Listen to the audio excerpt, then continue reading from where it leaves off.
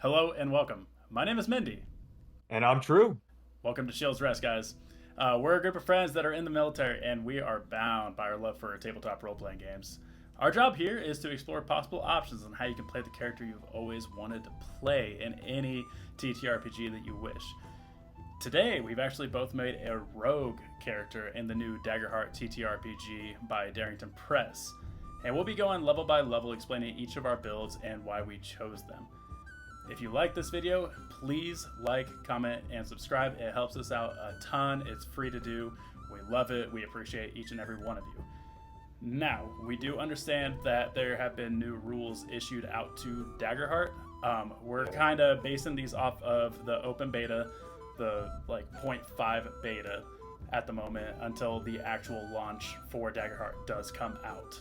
So just keep that in mind here. We are looking forward to it, though. I cannot wait for the actual full book to come in. Yeah. I mean, I want to see those. They hinted at some interesting rules that I want to see how it's written and how they're going to play that out, especially when it comes to the way fear's being used, when it comes to the way that armor's being used. Some of those extra downtime moves that they hinted at, that it sounds great. So I love yeah, it. but I mean, I've already pre-ordered my copy. oh, same, absolutely, cannot wait. Yeah, if you like that, the pre-order is live right now. If you guys are interested in checking out Daggerheart, you get the cards and you get the book, and they got a special collector's edition. But Matt Mercer tells it a lot better than I do. So anyway, I'll get off my rant here. True. Would you like to explain what you're doing at level 1 and kind of the concept and design behind the rogue build that you've built in this Daggerheart system? Absolutely. I absolutely love this rogue build right now because I wanted to take essentially what I did in the bard, in the basically the attack roll bard, the damage dealing bard, and basically move it over to rogue with that emphasis a little bit more on a little bit more shadier side of things, a little bit more scoundrel, a little bit more charismatic, and trying to not necessarily be the absolute charisma man of the group, but at least be the individual that's finding a lot of information out, using his knowledge skill, using his presence, using that finesse. All that kind of stuff are going to be my main points here. So, which I think we ought to start off with the class feature real quick, just so everyone's aware of what you have at your disposal when you do take this class. So the class feature, you do get hide, and this is a little bit easier of a version of this rather than what D&D has had. But essentially, when you move into a location where there are no enemies that can see you, you can use an action to become hidden. Now, mind you, the emphasis is on using an action. I'll be curious to see how that changes with the actual full rule set. But this is a 1.5 situation here. Now, sneak attack, on the other hand, is while you're hidden, you can make a melee attack. I think we all know what sneak attack is at this point. Exactly. You're using a d6 to add to the damage roll. So, plain and simple, real easy to get your hands on, get a hold of. So, nothing crazy there, and kind of be expected for a rogue. The way I took my traits, though, because I feel like this is the more important side of the build that I chose, I have finesse +2 because that's not only your spellcasting modifier, but that's also how I'm dealing damage. So that had to be the biggest one. Presence was a +1, and knowledge was a +1. I'm going to be the investigator, the talker, trying to get all the information out of people. That's the idea behind this. Strength is a -1. The other two are zeros. So going forward here, I took a Slyborn Halfling. Okay, Slyborn Halfling. All right. Yeah. So Slyborn, I felt like you kind of had to take, right? With this kind of build, you need to have that Slyborn at your disposal. Yeah. Now, Halfling, on the other hand, Halfling has a lot of fun little characteristics to it, but I like the ability to be able to re-roll ones. So, love that to death. I wanted my evasion up there, so I do have an evasion build with this. But funny enough, my evasion with this rogue is not nearly as much as with the ranger. The ranger had more evasion than the rogue does. Isn't that pretty crazy? Yeah, the ranger does have some different cards and features and stuff that you can just pump up that evasion. You would think the rogue would be more evasive, but I guess not. Maybe that'll change. All right. It's all right. I feel like if I was able to change out the bottom domain deck, the Grace domain deck for Bones, and I was running Midnight and Bones, evasion for days, but for sure. At any rate. So with those two bits out of the way, my level 1 takes here are going to be Deaf Deceiver, Okay. because obviously I want to be able to have that advantage going into some of those deception rolls, especially if I got to trick somebody, if I'm trying to deceive somebody. I want to make sure that that goes through, and I'm probably going to have the hope. So my build actually has I feel like a nice balance between kind of those role play elements within the cards that I've taken, and the ones that are more damage and just in case if everything goes to hell in a handbasket. Yeah. So, and to that end, speaking of the hell in a handbasket, Rain of Blades is the other one that I ended up taking. Yep. I wanted to be able to hit everybody pretty quickly and not even have to draw a weapon in order to do so. And that's one of those moments of if I'm just for whatever reason do not have my weapons at my side, I gotta have something to utilize. So that's gonna be it. Now, of course, with my particular build, I had to go with Syndicate. Okay. Syndicate seemed like the right subclass to go for this. Now it starts off kind of weak, and you're just kind of like, oh, that's a nice little flavorful subclass, but it gets stronger later, and that's what I'm building on. Is that it's going to get stronger later. But I do like that idea of being able to just somebody in the city or in this town or wherever the heck you go to, and somebody, and basically you can kind of pick how that works out, whether they owe you a favor or, you know what, we didn't part on great terms, but I know somebody, So there's varying degrees of what this person could possibly be. So I love that. But yeah, those are my level 1 picks. We're at this weird baseline with Rogue starting out. It's got a lot of potential, and it just gets better. I think Rogue just really builds super well. So, but what did you take for your Rogue level 1s? Yeah, true. I had so much fun building this character. Rogue is slowly becoming one of my favorite classes in Daggerheart because of that slow burn. You kind of start out, kind of minuscule. You're not doing too much, but I mean, towards the end of the campaign, man, you are the damage dealer. It is kind of insane. But yeah, for this build here, I went pure assassin. Like, I went back to the roots of like a real rogue. Likes to hide in the shadows and sneak up on people and slit their throats. Right? Absolutely. It's just a fun way to play rogue. We'll get the boring stuff out of the way. As True alluded to, finesse is going to be your main stat here for this build, because not only is it your spell casting roll, but more often than not for rogue, it's probably going to be your attack roll as well. So I did dump 2 into finesse. I did a 1 into agility, a 1 into presence. I dumped strength. Yeah. Dump strength. You don't need to be strong to be a rogue, and we don't normally talk about the weapons that we choose here, but I am going to touch on this real quick. I did go ahead and just pick up a dagger as my primary weapon, and for secondary weapon, one cool thing that Daggerheart does do is offer secondary weapons that add to your primary. So I picked up a short sword because it adds 2 to my primary weapon. I'm probably never going to use it, but it just makes the dagger that much stronger. Now, that might be something that's subject to change with the upcoming launch, but that's what I wanted to do. But for this character, True, I chose an ancestry I have not chosen before, and I'm pretty excited about it. Oh? I went with a Slyborn Fawn. Oh, okay. Yeah. I was really excited about the Fawn. I mean, the melee kick, I love it. It's just that leap feature, everything with it. It's so good. Yeah, it's a great ancestry that I just haven't really tapped into yet because I haven't felt the need to. But for this character, I love the idea of a Fawn kind of like sneaking in the shadows. Well, and it works really well for a rogue, I think, because the leap allows you to get up to close range, and you're basically just closing that gap there. And then the kick is just too good. I mean, 2d6. Yeah, fantastic. Because for this rogue, I'm going to be mostly in melee range. Yeah. I didn't pick up a single ranged weapon. Most of my spells that I end up taking are within like close to melee. So just having that kick at your disposal and the leap, I mean, it made the most sense. But for my domain deck cards, the fun stuff, what we love here, True, is I picked up Enrapture. I like it kind of.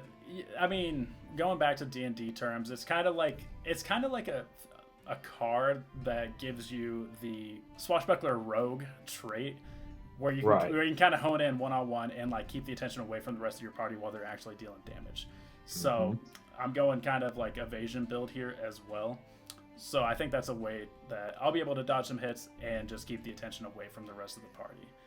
For my second card, I took Rain of Blades, much like you. It just seemed too cool not to pass up. Right. And, I mean, a DA +2 at level 1, that's not bad, man.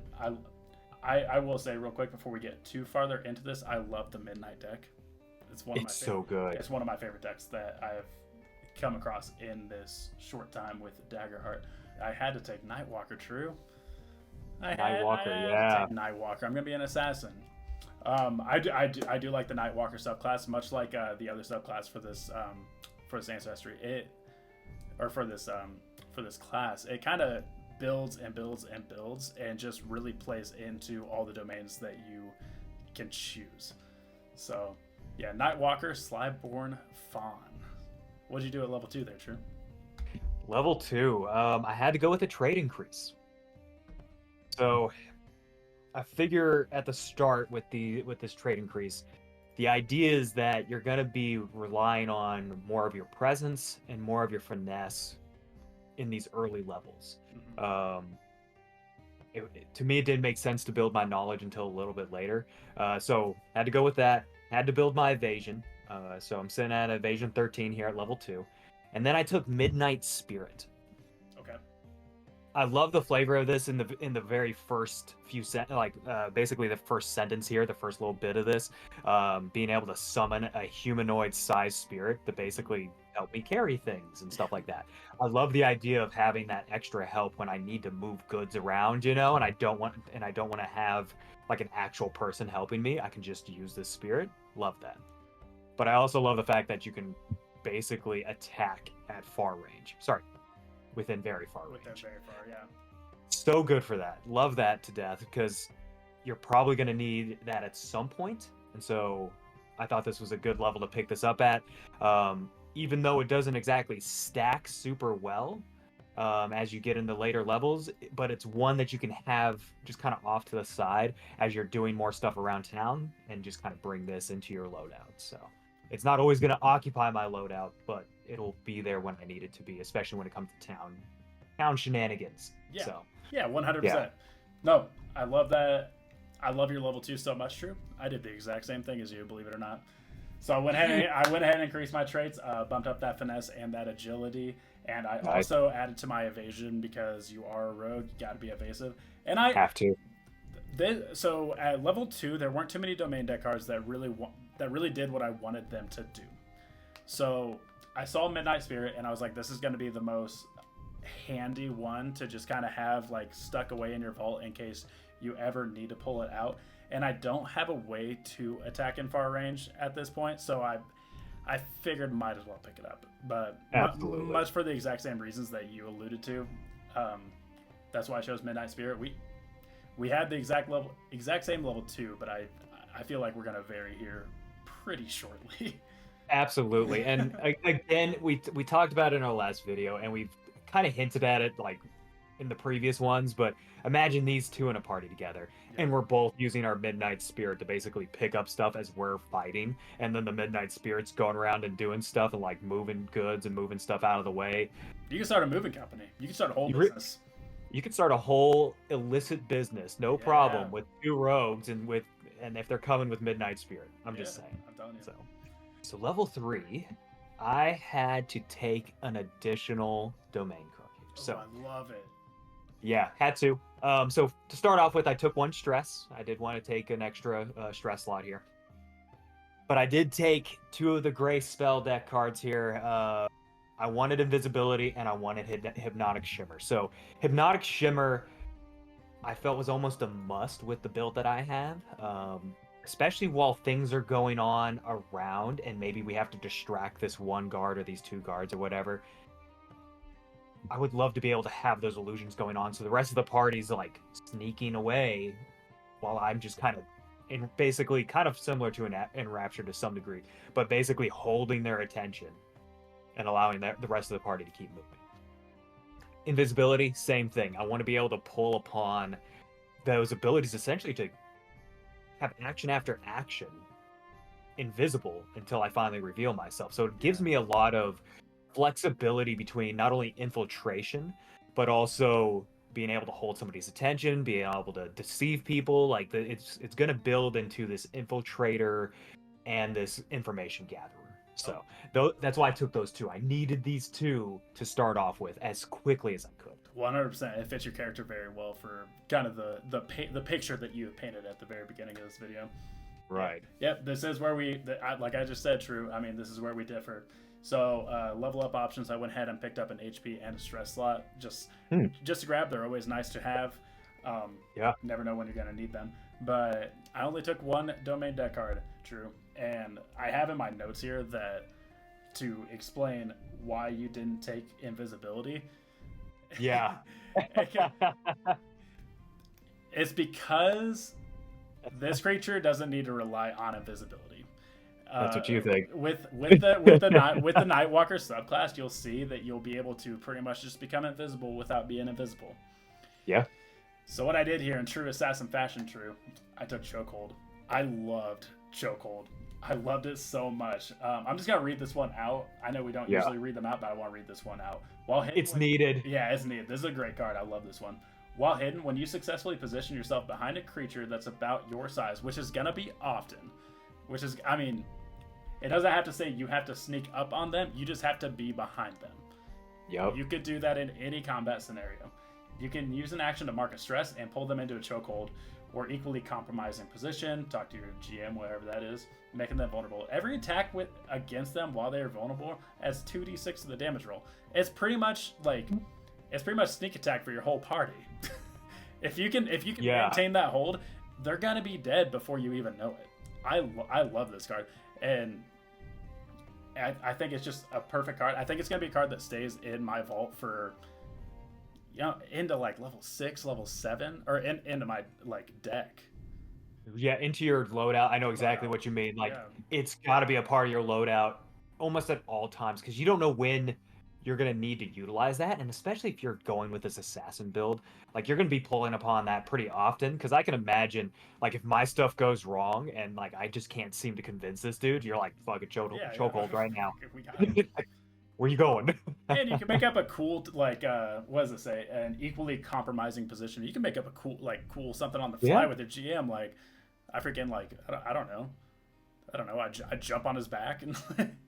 I mean, you could do something especially for if you're a female assassin, you could do something that's kind of sexualized in some degree, you know? I love it. Yeah. Absolutely. That's a good take. Yeah, I like that a lot. All right, that takes us to level 4, True. Yeah, level 4. So, level 4 for me, I had to take another trait increase. Okay. A rare moment indeed, I will say. Rare level 4 trait increase. That's first on the channel. That's history. First on the channel for sure. So I had to get my knowledge to +2. Okay. I had to get my knowledge to +2, and I wanted to get my instinct to +1. Reason being is because you're gonna need to perceive a lot, generally speaking, and instinct is the way you do so. Yeah. Also, there's going to be those moments when it's you got to have your sixth sense about you in certain moments, and I feel like the GM's going to mainly use instinct to do so. So I needed to take that. I had to take an armor slot. Yeah. I wanted at least one more armor slot to just give me a little bit of comfortability in the moments that I'm not able to just finish somebody off quickly. But the card that I took was Midnight Mark. I absolutely had to take this one because I wanted to be able to reduce the target's difficulty class. You're going to be dealing with that to some degree, where you're going to need to be able to make somebody a little bit easier to deal with. And if it's based off of my knowledge trait, and I'm taking, let's say, a 12 difficulty adversary down to 10 because my knowledge is +2 right now, and then eventually I get it to +4. That's going to be a huge difference. Yeah. Plus, it scales really nicely. It feels like something that I will constantly maintain within my loadout, or at least if I know I'm getting into some of the dicier situations, when it's not just relaxing in town and in the village and being able to just use more of the more of those like charismatic utilizations, those role-playing cards. Yeah. This is a good one to basically give you that just in case moment of I need to get this guy's difficulty way down, especially if he has like a lot of armor on. You want to make sure you're at least getting through and hitting him every single time. So this is a good way to do so. I did like a lot of these other cards. I didn't like the Grace Domain deck cards here at level 4. Yeah. Really and truly, I've found myself bouncing in between equal level of Grace and Midnight deck. Okay. So, I like that. but yeah, those were my takes. No. So, going a little strategic with that, but you know. That is a little strategic, and I love it. I truly do. For my level 4, something a little similar. For my level up options, I went ahead and picked up a armor slot. Gotta have it, right? And instead of increasing my traits much like you did, I went ahead and picked up 2 domain deck cards here. Oh, hey, nice. I did. I had to grab Veil of Shadows. It's so good. It was mandatory, especially playing a Nightwalker. I mean, the advantage on any attacks made through the wall, this character is going to have advantage almost every time you hit. I've formulated this character to have advantage more often than not, and I love it. So I went ahead and picked that up, True. And for my second domain deck card, I also picked up Midnight Mark. I loved Midnight Mark. I got a 0 to my knowledge right now, but even just that 1 to like lower difficulty, it just seemed too good to pass up. I didn't see any other level up options that I truly needed right now. And like I said last time, Veil of Shadows is going to be one of those cards that may remain in the loadout for a while. So right, yeah. I mean, if you can pick it up at level 4 here, like, do it.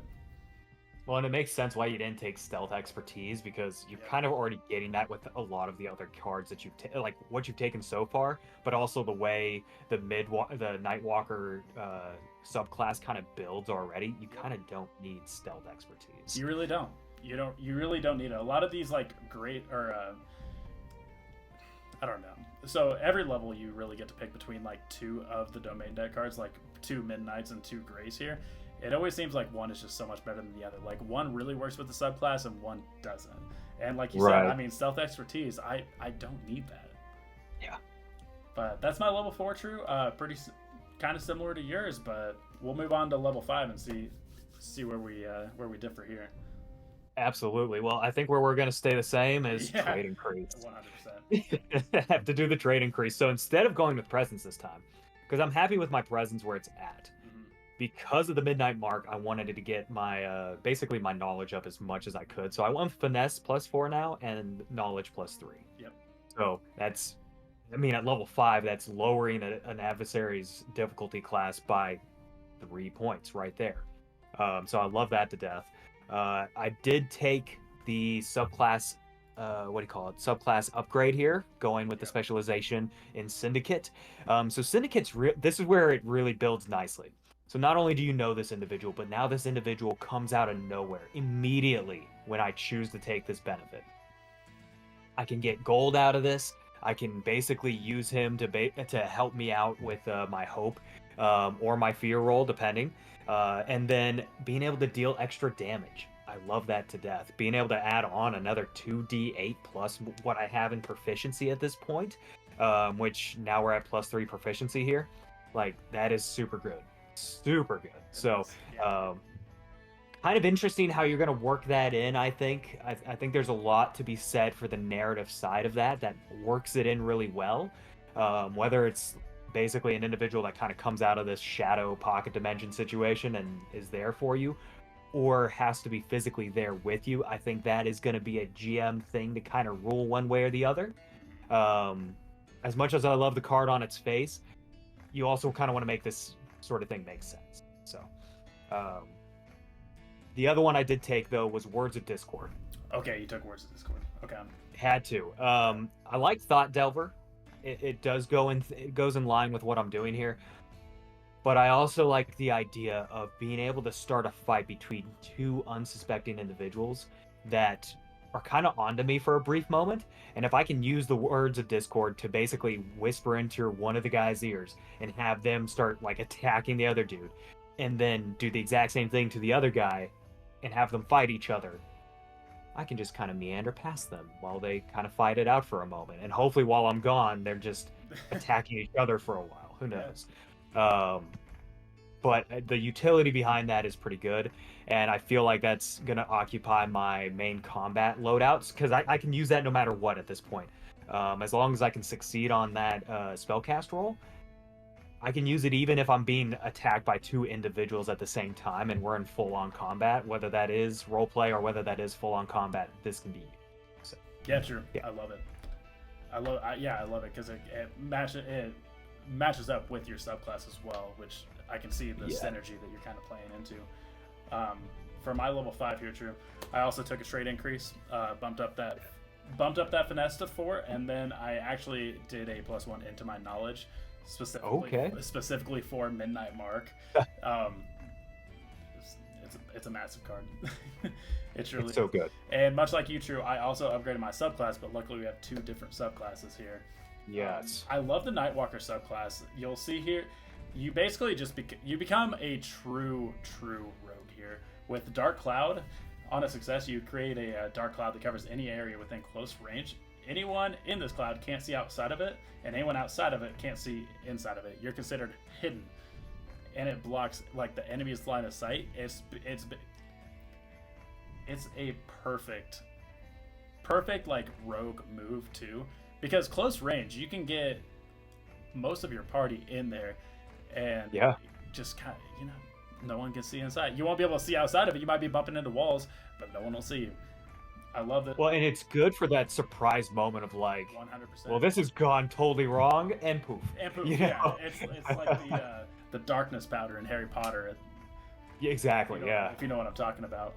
And yeah, True, for my domain deck card here, I didn't truly love many of the options here. But the one that wasn't great, but there's some good ones that are like thematic to the Midnight deck. It's just it wasn't over the top like I've gotta get this. Yeah. I ended up taking Hush. I liked Hush here. The better one of the two. Yeah, it's the better one of the two in my opinion. I did like the Grace cards at level 5, but the Midnight cards were kind of, But I do like Hush just as a way to kind of deplete the GM's fear tokens, which is going to be huge moving forward. And I like the fact it kind of shuts down a spellcaster as well. Because how many times have you been in combat and the spellcaster is just the biggest pain in the ass? It's constantly just dealing damage. No one can seem to get to him. This is a way to negate it. But that's why I took Hush. Kind of a boring level for me, except for the subclass upgrade. Yeah. Level 6 is where it gets pretty fun, though. So what did you do here, True?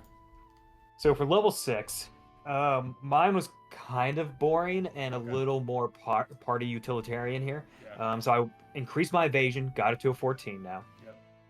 Had to get my hit points up there, so I did take a hit point slot here. And then I took Mass Disguise. Okay, gotcha.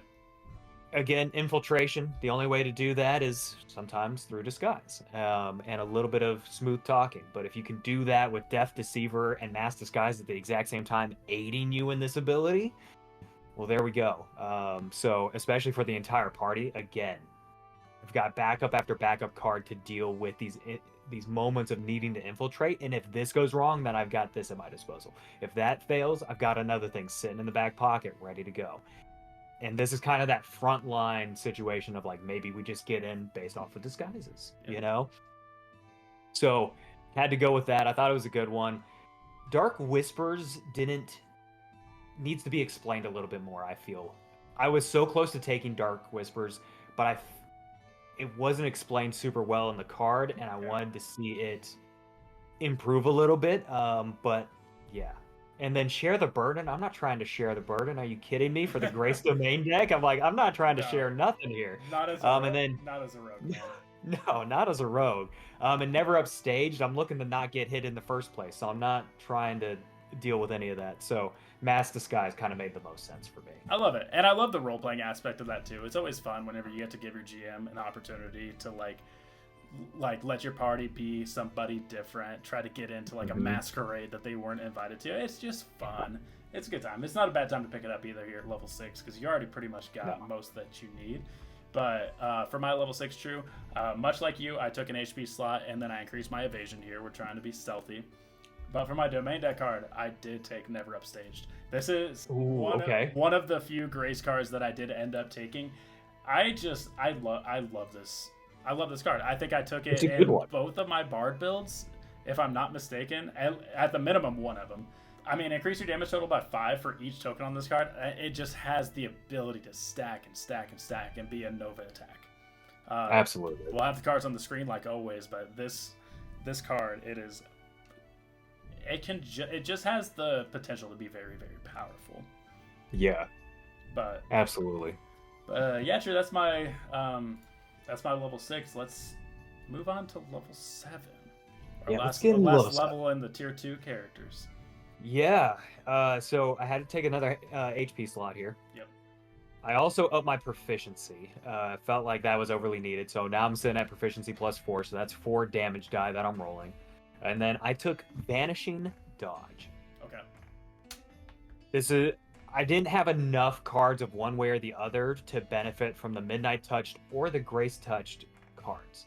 As much as I wanted to, there just wasn't enough between the two that I was going to be able to utilize either one of these. Yeah. So Vanishing Dodge, and I do love Endless Charisma, don't get me wrong. It took me a second to kind of figure out what I wanted to do here, but Vanishing Dodge was, again, that just in case moment that, okay, if I'm able to evade, I can end up somewhere else on the map. So hopefully I can bounce around and get away from, let's say I'm going in alone and I get caught. Hopefully I can basically use Vanishing Dodge to keep moving throughout to try and, up and leave.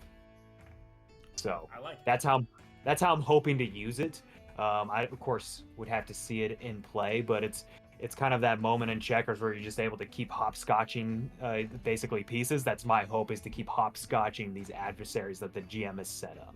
Yeah. So yeah. I love it, True. Another masterclass at level 7.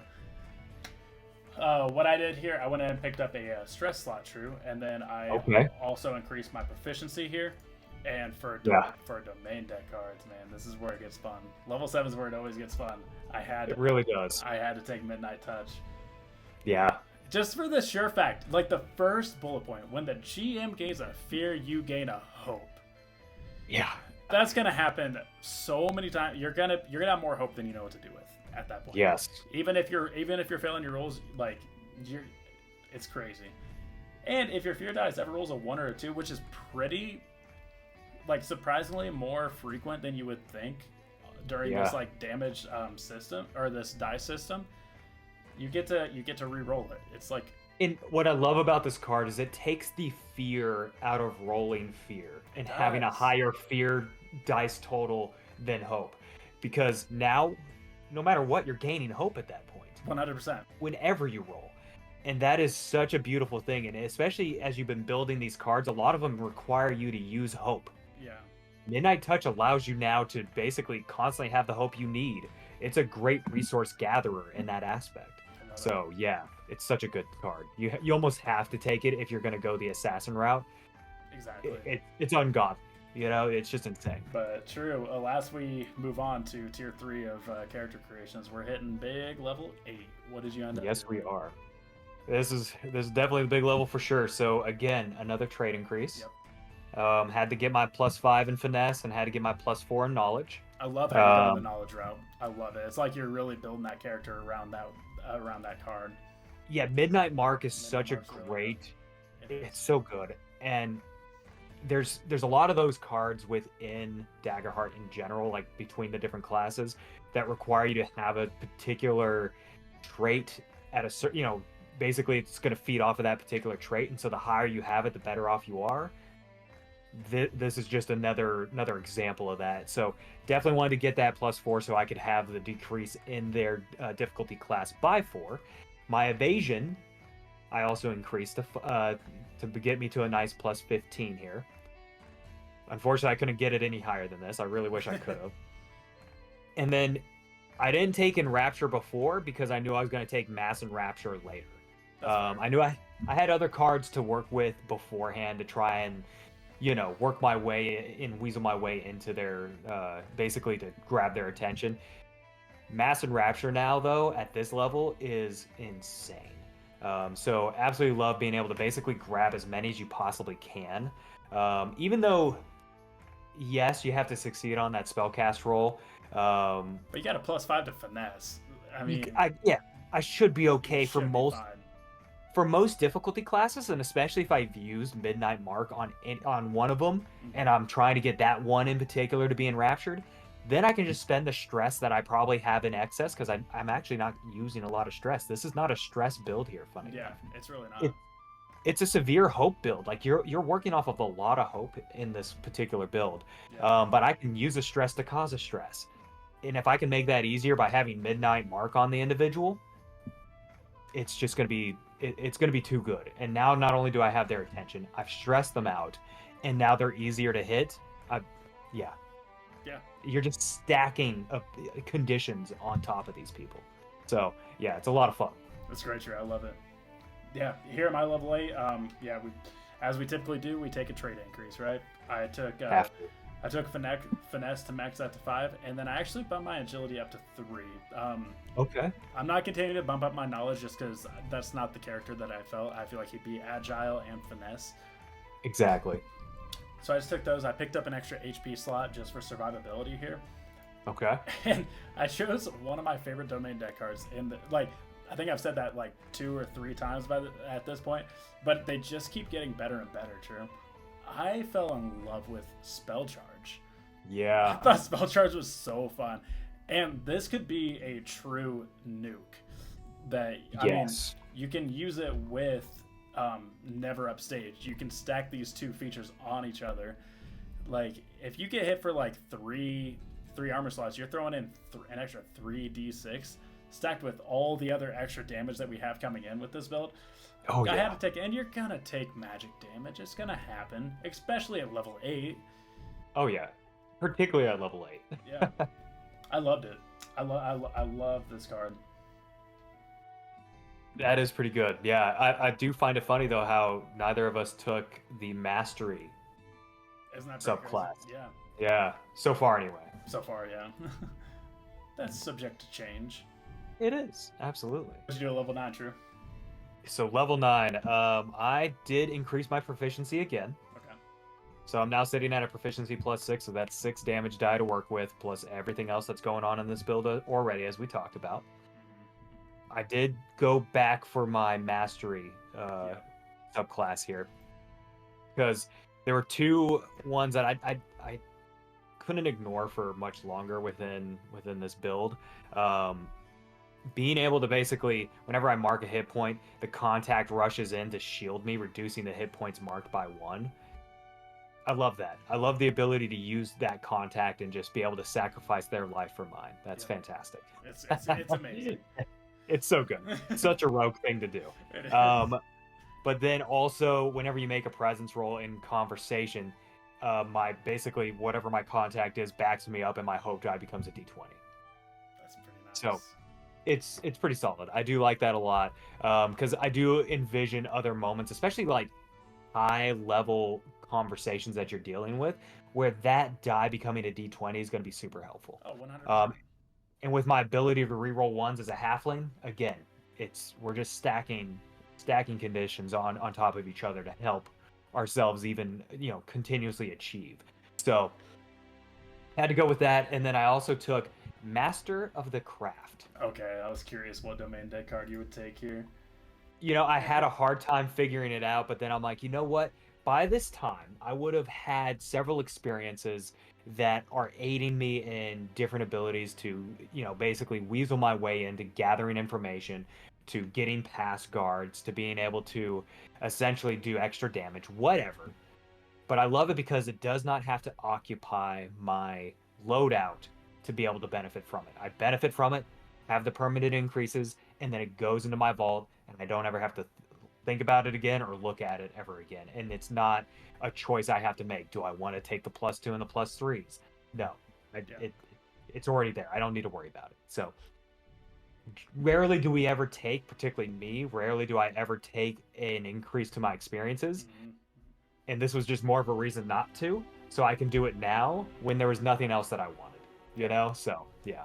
No, I truly do love that card, True, and I believe I So took good. it in my attack bard build, because You did. there's gonna be times where you're gonna be able to stack on like that +3 to your experience, and Yeah. it could be the deciding factor.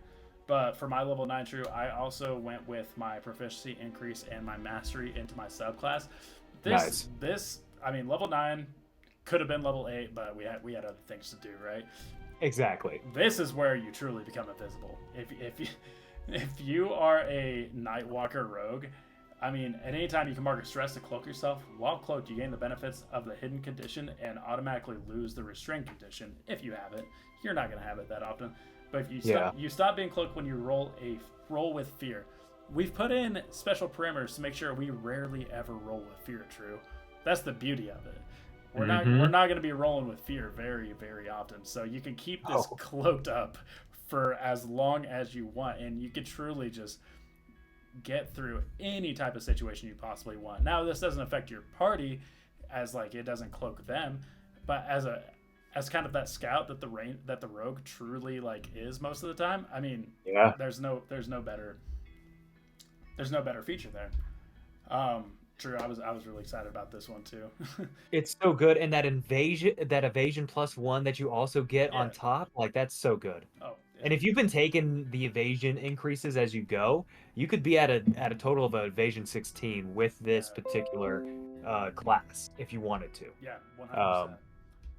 So yeah, that's pretty solid. Yeah, and for my domain deck card, True, this is where I got real excited. This is where we literally become like an 8th level wizard casting like a high level fireball. Yeah. I went Night Terror. Yeah, of course you did. Do you know how many d6 I could possibly roll on like a single turn? I could be rolling like 10 d6 on a single turn with everything that's factored into this, with spell charge, with Night Terror, with advantage. Like, what else was there? There was Never Upstage. And Chokehold too. Chokehold on top, yeah. True. If the stars align on this character in one perfect turn, you might be dealing like 200 damage. I'm not even kidding. Maybe not that level of it, but I mean, like really, like honestly, you could get very close to that and almost get you're gonna hit the severe threshold almost every single time. Almost every time. Almost every single time with this build. It is truly a Nova killer. It's kind of crazy.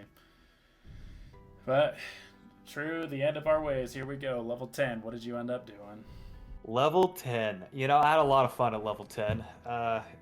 So to get the boring out of the way, as we always do, HP increase. Figure you're gonna need it. I end with basically 8 hit point slots. Yeah. Not amazing, but it's also not terrible either. Particularly with everything else that I have going on, I'm not really worried about my hit points as much. Yeah, that's fair. Because the idea is that we're probably not going to be touched very often, and then we have ways to basically get out of there if we have to. Yeah. So I did take a extra domain card here. Okay, I like it. A couple of level 10 domain cards is really good. So the first one I took is Spectre of the Dark. Okay, Spectre of the Dark, gotcha. I want to be able to utilize that stress that I've got building off to the side, so I can move like a ghost, as it says. While in this form, you are visible but float and pass through solid objects until the next time you make an action roll. Targeting another creature. Sorry, an action roll targeting another creature. During this time, you are immune to physical damage. It's too good not to take. I'm just saying. Too good not to take. You want to talk about being able to infiltrate anywhere? That's how you do it. That's how you do it. But let's say you want to do it the upstanding route, and which I typically do, and I would like to be able to also, I don't know, get certain benefits that go with that. I took Notorious. Okay. I had to take Notorious. We already discussed this. You have to take Notorious for the build that you. I have to. Had to. It would have been a crime. Yeah. It would have been a crime if I didn't. Yeah. This just means that I'm famous going into wherever I'm going into. Yep. You know, I absolutely love that. And again, utilizing the stress that we are going to have so much of, especially in these towns and in these villages and in these cities, when you're not doing anything but roleplay, that's how I'm going to use my stress right there. Using Notorious. Um, Absolutely love that card to death. We've talked about it already, like I said, in the Bard class build, because we kind of couldn't help ourselves but take it as well. Yeah.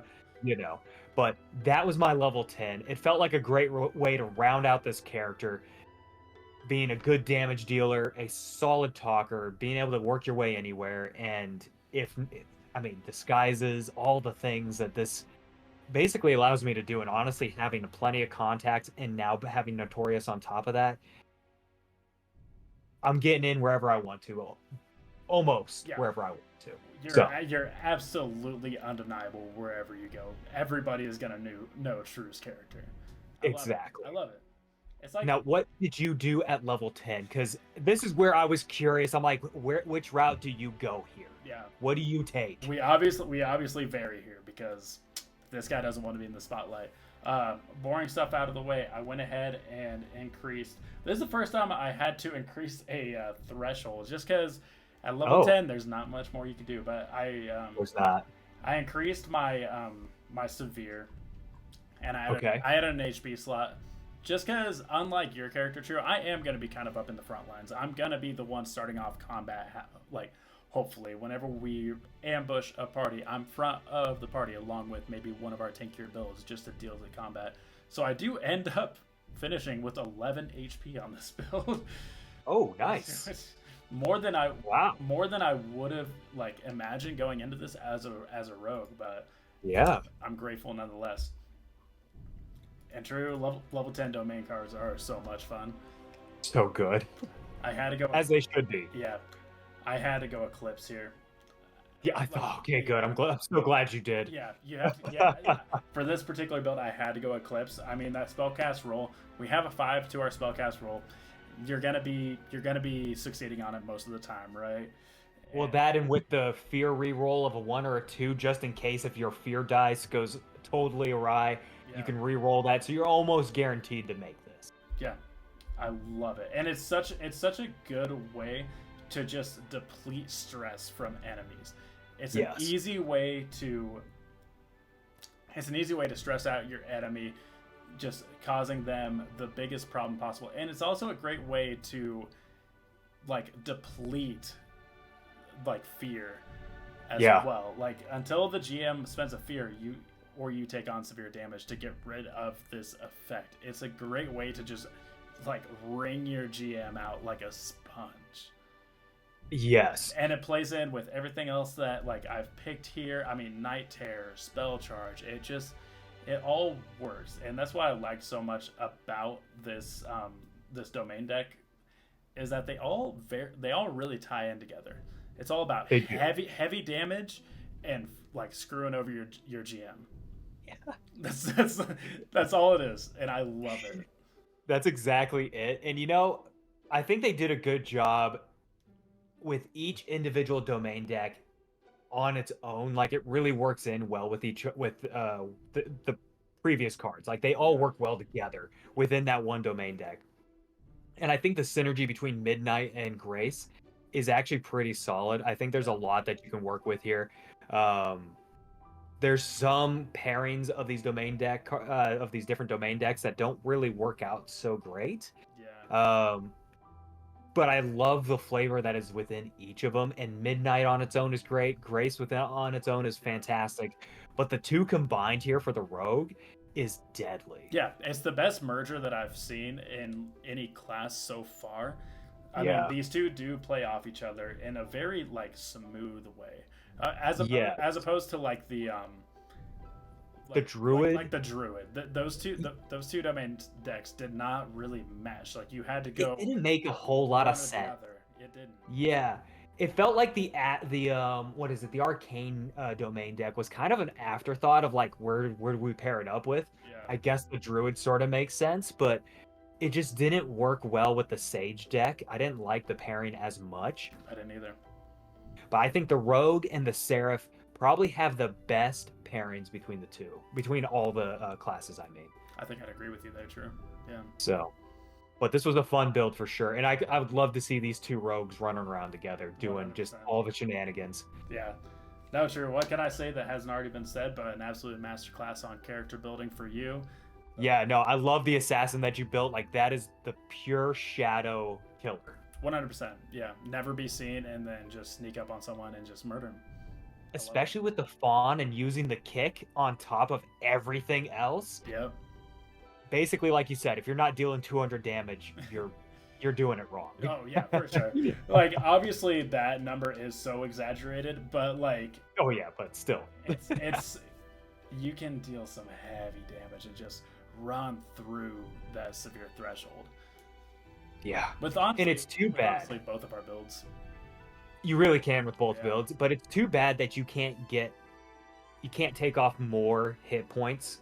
Like I would like to see them incorporate rules where if you go so much over somebody's severe threshold, like if you're able to double somebody's severe threshold, it's just a straight assassination. They're completely gone, regardless of how many hit points they have at that point. 100%. I love that. You know? idea. Yeah. I'm just saying, but I'd like to see something built in for this because if I'm doing high levels of damage like you're definitely going to be doing, I want to see that come into play in some way, shape, or form. It can't just be, oh yeah, you got over their severe threshold. Good for you. You got 3 hit points off of them. Like, no, I want to get like a good 4 or 5. Like maybe make it 6. Yeah. Love to see that. I'd love to see that too. True. I think that might be something that they might be incorporating. We don't know yet, but we will find out in the spring. Highly doubtful, but I'd love to see something on par. But I do love this class. I think it's a really good one, and honestly, I absolutely love it. This is just another shout out to the Reddit community. I love that community. Super helpful. Love the questions that come through that community for sure. Especially when it comes to addressing some questions that on surface seem like really basic, but at the same time are kind of leave a little bit of confusion in there. Mm-hmm. And there's definitely people on there that are just ready to be able to swoop in and kind of help guide people. Absolutely love that. You don't see that a lot in a lot of different RPG communities, unless it's something kind of close knit like this. So absolutely love to see that. Love it. Yeah. If you're watching this video, go join the Daggerheart Reddit. It is a very helpful Reddit. You'll see us on there pretty often. But you will, yeah. Other than that, True, I had so much fun. Thank you all so much for watching this video. As I said before, please like, comment, subscribe. It's free. If you enjoy these videos, continue to watch. We have more coming out. Be on the lookout for session 1 of Miss of Toldif, ran by our very own True, who is starting us off at level 0 playing a campaign. So we're in for a little bit of a treat. You'll see me playing a farm boy who lives with his father Eric. We got a goblin baker, and we got a dracona blacksmith. Yeah, it seems like the most unlikely of cast members to find themselves together, but it's going to be a lot of fun. And level 0 is such a fun level to play at. So I'm excited to finally be able to get this out in front of people, because a lot of people, I don't think a lot of people have played anything below whatever level 1 is for any RPG. So. Well, thank you guys once again for watching.